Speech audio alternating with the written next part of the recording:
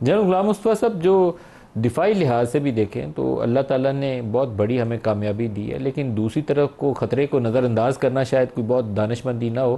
पहले से 10 गुना या 100 गुना ज़्यादा हमें अपनी तैयारी और अपनी मेहनत के ऊपर इस वक्त फोकस रहना चाहिए, क्योंकि दूसरी तरफ का ख़तरा भी सर के ऊपर है।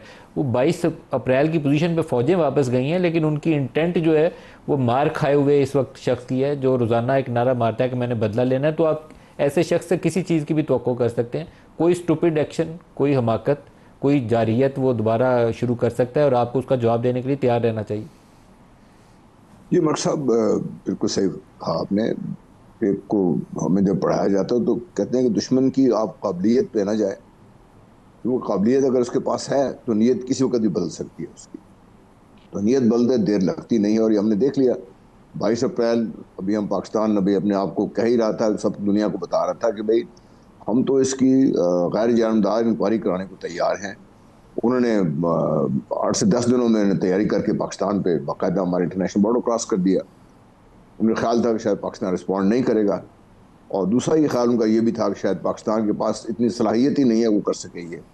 और बदकिस्मती से हमारे अपने पाकिस्तानी हैं जो ये बात फैलाने में आग पेश पेश रहते हैं कि हम तो भी रह गए, ख़त्म हो गया। अल्लाह का शुक्र है, अल्लाह ताला ने बड़ी कामयाबी दी है। लेकिन मैं आपकी बात से 100% नहीं, 1000% एग्री करता हूँ। ये खतरा टला नहीं, बड़े खतरा मेरी नज़र में बढ़ गया है। इसलिए बढ़ गया है कि इतनी बड़ी जो हजीमत उठानी पड़ी है, न सिर्फ भारत को बल्कि भारत को जो सपोर्ट करते हैं लोग, अभी उन्होंने खुल के सामने नहीं आए, लेकिन मत भूलिए कि अमेरिका के साथ भारत के 4 ऐसे मुआहदात हैं। अगर आप स्टडी करें तो उसमें कोई शक रह नहीं जाता कि ये मुआहदात उसको स्ट्रेटेजिक नोयत के हैं, जिसमें इंटेलिजेंस शेयरिंग भी है, जिसमें बेसिस शेयरिंग हो सकती है, जिसमें और किस्म की इमदाद भी हो सकती है। तो वो अगर इन प्ले नहीं आए अभी, इसका ये मतलब है कि नहीं होंगे। उनकी मुआहदात करने की वजह थी, वो वजह तो दूर नहीं हुई इससे। तो इसलिए मैं समझता हूँ कि खतरात बढ़े हैं हमारे लिए। और वो भारत अभी जब नेक्स्ट टाइम अभी आएगा, कब आता है ये मैं नहीं कह सकता, लेकिन मुझे इसमें कोई डाउट नहीं है कि भारत फिर आएगा। और जब अब आएगा तो अब शायद जितना अभी हमारा नुकसान हुआ, शायद इससे ज़्यादा नुकसान करने की पोजीशन तैयारी करके आएगा इससे। अल्लाह ताला रहम फरमाए। पाकिस्तानी कौम ने तो ये साबित कर दिया है कि हम किसी किस्म की कोई जहरीत बर्दाश्त करने को तैयार नहीं है। पूरी दुनिया को भी हमने ये बता दिया है। पूरी दुनिया को हमने ये बता दिया है कि आपस में एक दूसरे के दस्ते गिरवान रहे भी, तो जैसे ही पाकिस्तान की तरफ का वैलियाँ आपसे देखते हैं तो हम उसकी आंख फोड़ने को तैयार हो जाते। वैसे ही तो कौम, इसलिए हमें तैयारी भी करनी चाहिए। दूसरा, मैं बसद एहतराम जो मेरे सियासी दोस्त हैं उनसे अर्ज करना चाहता हूँ। देखिए, मसला कश्मीर से ही शुरू हुआ था। ये सारा पुलवामा ले लें, आप पठानकोट ले लें, आप ये पहलगाम ले लें, सब कश्मीर से ही हुआ। ये जब तक कश्मीर पे ही ख़त्म नहीं होगा तो आपका मसला सिर्फ एक ही है। जब कश्मीर का मसला हल हो जाएगा तो जो पानी का मसला है ये तो इससे लिंक्ड है। ये अगर कश्मीर पे भारत का तसल्लुत इस तरह ना हो, तसल्लुत ना हो ऐसा, तो आपका पानी का मसला तो है नहीं फिर आपके लिए। फिर आप भारत को उस लेने की पोजीशन में होंगे। और इसलिए हमें इस मौके पर जो आपकी बहसीत कौम और आपकी अफवाज पाकिस्तान ने मिलकर जो एक वो जो बहुत बड़ी क़ुव्वत फराहम की है, बहुत बड़ी इम्पिटस फराहम किया हमारे जो डिप्लोमेटिक कोर है उसके लिए।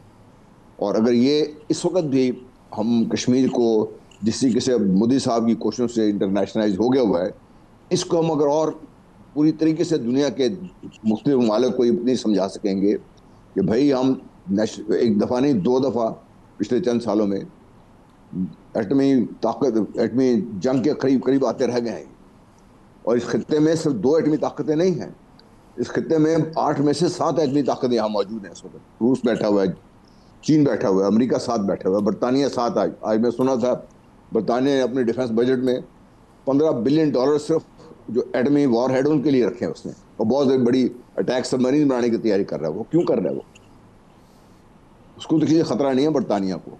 तो मेरे कहने का मतलब ये कि इंटरनेशनली भी हमें ये खबरदार भी रहना है, तैयारी भी करनी है, और ये जो हमें डिप्लोमेटिकली लेकिन एक जनरल गुलाम मौका मुस्तफ़ा, मिला। जो एक पूरी दुनिया में एक वो जो बड़ी ताकतें हैं ना, जैसे इनका इंटेलिजेंस शेयरिंग का एक मैकेनिज्म है, वो 4 E's या 5 E's वाला वो जो कॉन्सेप्ट है, एक वो आइज़ ऑन द स्काइज़, वो हटाने के लिए भी वो कहते थे कि सारों ने इंटेलिजेंस शेयरिंग की थी पाकिस्तान के, जब वो आपके PC-3 ओरियंट्स और दूसरी चीज़ों को हिट किया गया था।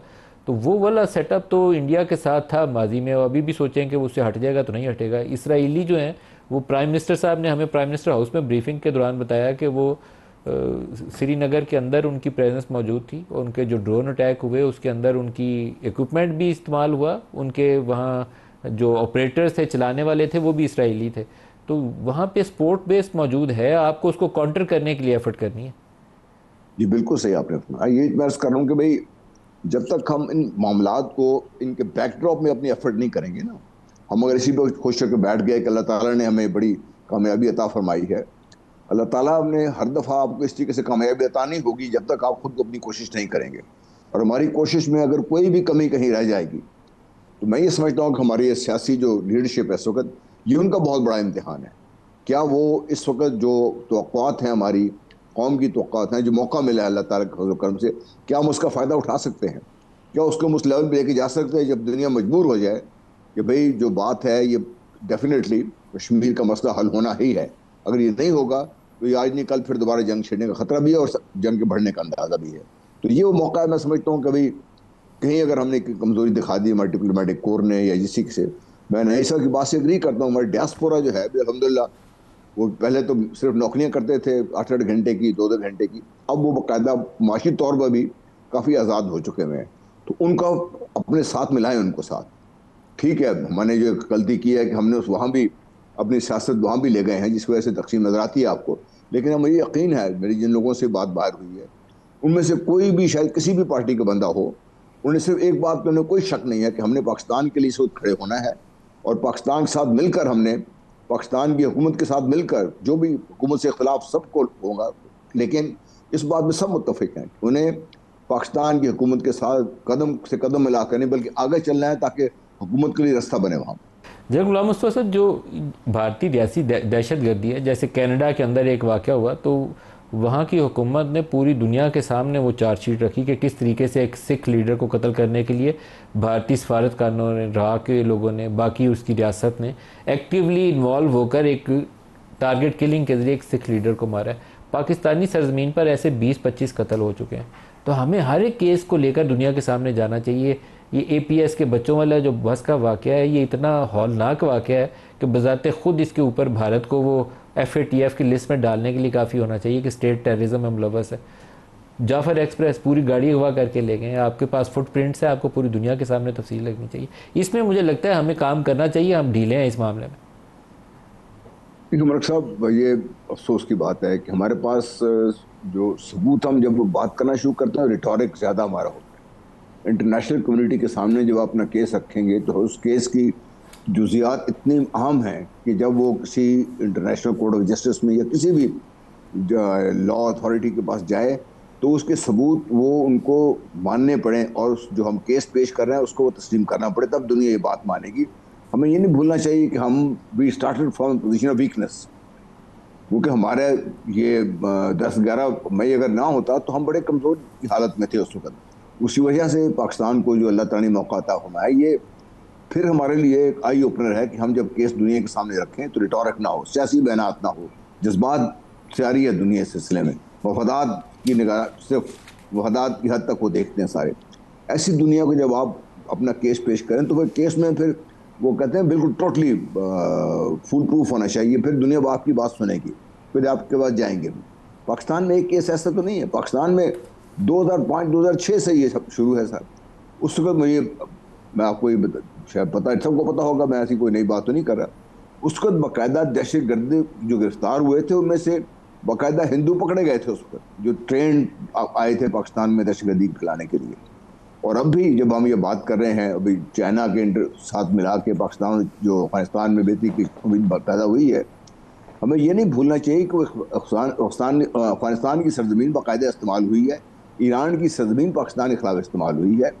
और हमें ये भी नहीं भूलना चाहिए कि अमेरिका इस खत्ते से नहीं गया, ना वो जा सकता इस खत्ते से, जब तक वो बैठा हुआ है, जब तक ये उनके जो मफादात इस तरीके से चल रहे हैं, तो पाकिस्तान को चैन उसी वक्त आएगा जब तक हम अपना केस पूरी दुनिया के सामने बड़ा खुल के वाज़ेह तौर पर पेश कर देंगे। और जिस सब ये बात हो रही थी, मैं साहब बात कर रहे थे, तारिक साहब भी बात कर रहे थे, डॉक्टर साहब भी, कि हमारी तैयारी में किसी जगह कोई झोल नहीं रह जाना चाहिए, क्योंकि इस समय पहले बरस की मोदी आएगा, मोदी नहीं होगा कौर आ जाएगा वहाँ पे। और ये भी हमें नहीं भूलना चाहिए कि हम सिर्फ मोदी को, ठीक है वो एक फिगर हमारे सामने है, लेकिन जो पाकिस्तान को नुकसान पहुँचाने में कांग्रेस पीछे नहीं रही। Starting from 1947। जब भी कांग्रेस रही है उसने कोई पाकिस्तान के लिए भला नहीं किया। उनका तरीक़ाकार मुख्तलिफ हो सकता है, लेकिन मकसद उनका भी वही है जो मोदी साहब अभी करने की कोशिश कर रहे हैं इसमें। इसलिए हमें अपने जो है ना पसंद नापसंद की यानी उतार के बैठ के कोल्ड हार्ड फैक्ट्स उनको सामने रख के फिर अपने केस भी तैयार करें, फिर हम बात भी करें, और फिर अपना जो हमारा डिप्लोमेटिक कोर है, जो हमारी पॉलिटिकल सियासी क़यादत है, वो पूरी तरह एक्टिव होकर जाए। अगर इसके बगैर आप जाएंगे तो आप किसी के पास भी चले जाएं। बिलावल साहब की बात बड़ी अच्छी लगी मुझे, लेकिन अगर वो पूरी तैयारी करके नहीं जाएंगे तो वो भी अपना मुकदमा नहीं पेश कर सकेगी। इसलिए मेरी जो नाक़िस राय में हमें ज़रूरत इस बात की है कि हम जो भी हम मफूद बाहर भेजें उनको बाकायदा ब्रीफिंग के साथ उनके अपने साथ पूरे तरीके से, ताकि जो भी जाए सिर्फ एक ही बात हो सारी तरफ से। मुख्तलिफ तरीके से बहस हो सकती है, लेकिन जो पैगाम जाए वो सिर्फ एक होना चाहिए, ताकि पूरी दुनिया तभी सुनेगी बात आपकी। जनरल गुलाम मुस्तफ़ा, एक जो अफ़गानिस्तान वाली डेवलपमेंट है उसके अंदर कुछ एक पॉजिटिविटी नज़र आई है। जो चाइना में इवेंट हुआ जहाँ पे अफ़गानिस्तान से वो मुत्तकी साहब भी बैठे थे और डार साहब भी इधर से बैठे थे, सी पैक की एक्सटेंशन की। फिर उसके बाद परसों उसको डिप्लोमेटिक टाइज़ को अपग्रेड किया गया, पाकिस्तान ने सफ़ीर भेजने का ऐलान किया। अब उसमें दोबारा आपस में कांटेक्ट हुआ है, आज भी शायद हुआ है डार साहब का मुत्तकी के साथ, कि वो कैसे ये कम्युनिकेशन लिंक्स जो है इनको कैसे एक्सपेंड करना। वहाँ एक पॉजिटिविटी नज़र आ रही है, उसके ऊपर भी काम करने की ज़रूरत है। उनके लिए जिनके 50 साल हमने खिदमत की, पाकिस्तान में रखा, 2 जंगें लड़ी पाकिस्तान ने उनके साथ, वही हमारे दुश्मन बने बैठे हैं। वहाँ मामला कम अज़ कम बेहतरी की तरफ जाने चाहिए। जी साहब, तो बहुत अरसे से मैं ये बात कर रहा हूँ कि पाकिस्तान, ईरान, अफ़गानिस्तान और तुर्की, इन 4 ममालिक को इनके पास कोई ऑप्शन नहीं है कि एक दूसरे के साथ मिलकर काम ना करें, वरना ये अकेला अकेला करके तो मार जाएंगे हम सबको। ये जिस तरह पहले उन्होंने कोशिश की, अब ईरान के पीछे चढ़ दौड़े हुए हैं। अफ़गान तालिबान का मुझे खुशी होती है बात सुन के कि वो भी इस तरफ अभी मुतवज्जह होना शुरू है। उनको भी ये बात समझ आई है कि अपनी सरजमीन पाकिस्तान के ख़िलाफ़ इस्तेमाल होने के बजाय, अगर वो जिस तरह पाकिस्तान तो पहले से ही सीपैक की तो हम पहले ही कोशिश कर रहे थे कि पाकिस्तान के ज़रिए सेंट्रल एशियन रिपब्लिक्स और आगे सीपैक निकलेगा, उससे हमारी कोशिश भी थी, हम सड़कें भी बन रही थी। तो वो सारा कुछ हमें अगर एज ए भारतीय मजमूई देखें इस वक्त, तो इसमें चीन का बड़ा पॉजिटिव रोल रहा है हर लिहाज से।